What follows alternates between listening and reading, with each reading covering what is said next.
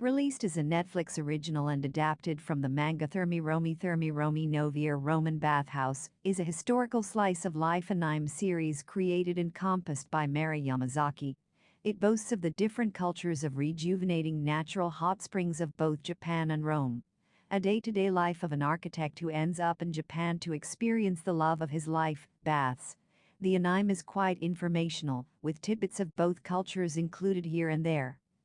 The storyline of this anime follows the journey of a Roman architect called Lucius Modestus. Lucius Modestus follows in the footsteps of his father and grandfather, who were also architects, and shares their dream of designing and creating the best Roman baths for the people of Rome. His dream is to make sure that peace prevails in Rome, and that once the citizens relax and wash off their daily grime after toiling through the day in the baths, they will not engage in violence, essentially allowing peace to reign. The ongoing theme of Thermae Romae Novae was that relaxing in the baths will make anybody forget about being a miscreant and settle their inner soul. To follow his dreams, he must come up with innovative recreational concepts for baths. Through fate, Lucius is dragged to Japan, a country famous for its natural hot springs. With keen eyes, Lucius takes in the engineering and the innovation behind the different experiences that Japanese onsens have to offer.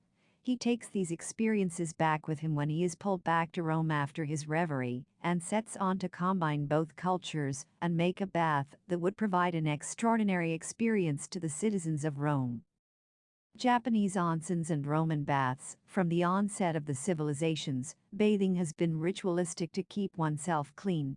The art of recreational bathing was first discovered and followed by the civilizations of Rome and Japan. Mary Yamazaki has beautifully portrayed how two civilizations miles apart may share the same tendencies of enjoying a bath and drawing a bath for the sole purpose of recreation. Japanese onsens have been quite a hit among both tourists and locals. The onsens are Japanese for hot springs that originate in the mountains. These are naturally made baths of hot water that are full of minerals beneficial to the human body. They rejuvenate the mind, soul, and body. Roman civilization, on the other hand, has been the masters of public baths and indoor plumbing. This is quite visible through the various ruins that have been excavated in Rome. Both the Japanese and the Romans believe that it is important to take a bath and keep yourself clean. It is essentially hygienic and also quite rejuvenating. Thermae Romae Novae Season 1 focuses on the bathing culture of these two civilizations that share similarities and may have been an influence on each other unknowingly. Through Lucius, Mary also travels through different provinces of Japan to experience their culture that was mainly built around these onsens. Great Rome was also known for its baths, and the culture of Rome was also built around these public baths. Each onsen in Japan has a different experience to it, whereas public baths in Rome were mostly divided into the hot bath, the cold bath, and the sauna. Lucius succeeds in changing the order and focusing mainly on the hot water. Through his journey, he teaches the audience about the healing tendencies of the natural springs and the hotbeds. The Empire of Rome does go through many emperors, but Emperor Hadrian, impressed by Lucius's efforts, encourages him to build more baths, using the creativity and the knowledge that he gained through the Japanese onsens. Hadrian appreciated Lucius more than the other emperors, and granted him many jobs that helped Lucius gain a good name for himself.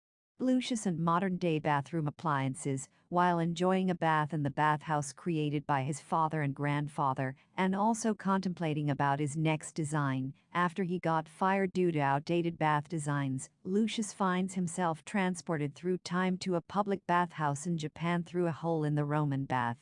He is perplexed and confused by the new faces peering at him, suddenly appearing through the water of the bath.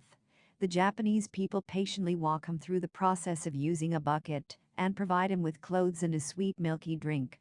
Lucius, confused and wary, tries to navigate through the bathhouse, but eventually ends up accepting and following the completely new faces around him. He discovers the buckets and the way to clean before stepping into the bath. He gets whisked away to Rome with the empty bottle of the sweet drink as a souvenir.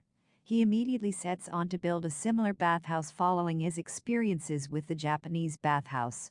He ends up in onsens more frequently whenever his body decides to take a dive due to some circumstances. But there were times he ended up in a normal bathroom inside a house and a bathtub in an appliances showroom in Japan. When he was mulling over the statement of having the bath brought inside the house by his friend, Marcus's master, who was an old man, Lucius found himself whisked away to the bathroom inside a Japanese house.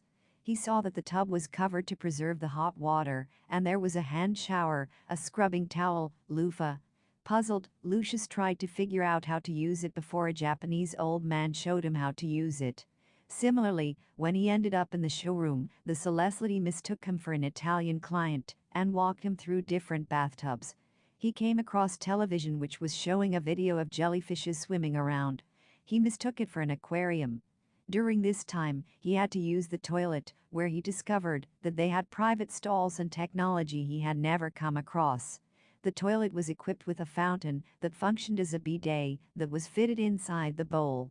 Fascinated by the contraption, Lucius improvised a similar toilet back in Rome with the bathtub facing the aquarium. He was quite taken with the massage chair he had stumbled upon during an Onsens visit. He improvised a similar massage chair with the help of servants in a bathhouse in Rome.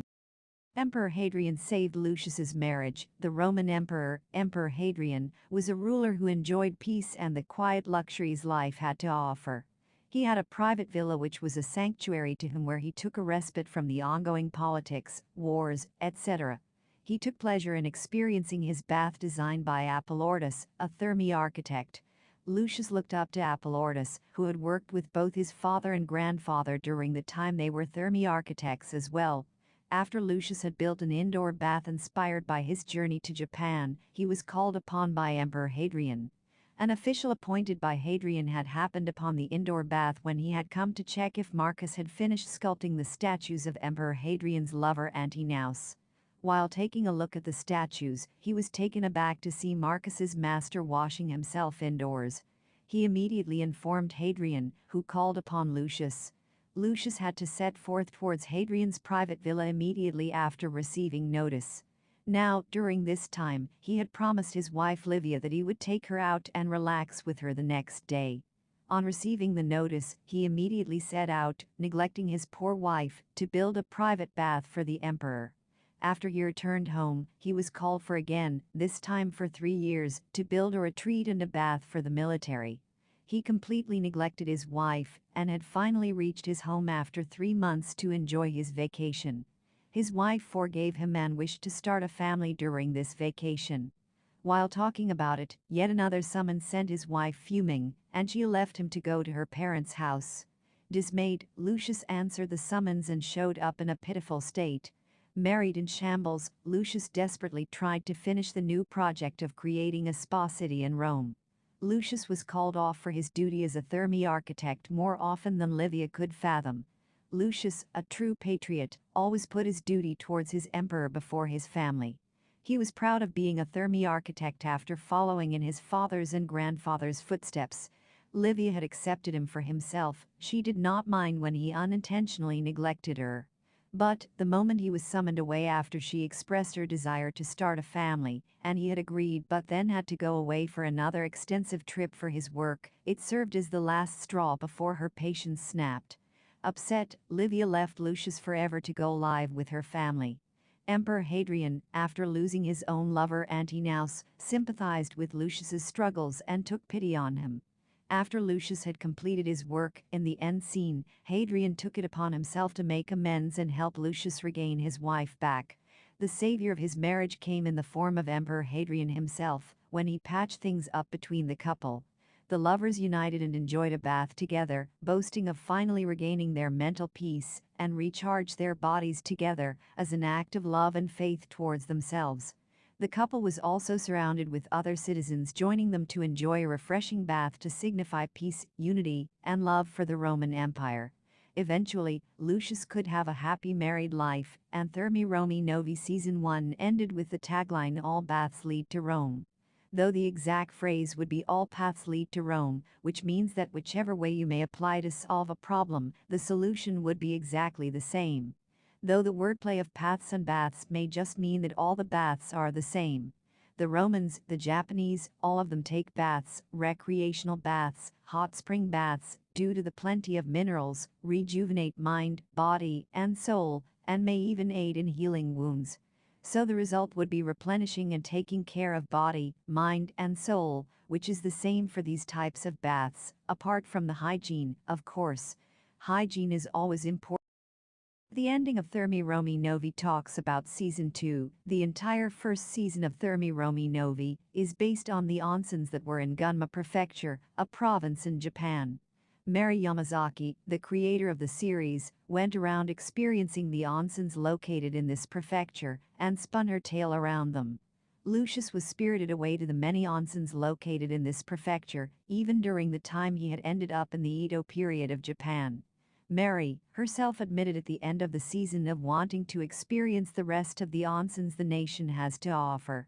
Therefore, Lucius and his love for creating wonderful baths for the Roman Empire may very well continue to a new season.